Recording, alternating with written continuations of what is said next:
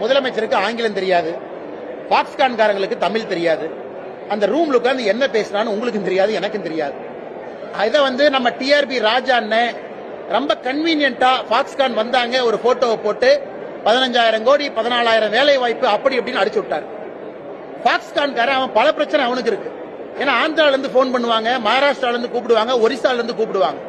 அதனால பாக்ஸ்கான்காரங்க அப்படியெல்லாம் பொய் சொல்லிட்டுலாம் போக முடியாது. அவங்க என்ன சொன்னாங்க, ஐயா நாங்க உங்க கூட்டத்துக்காக வரல, ஒரு ஆண்டுகளுக்கு முன்பே முடிவு செஞ்சோம் இந்த இடத்துல எக்ஸ்பான்ஷன் பண்ணணும், அதுபடித்தான் பண்ணணும்.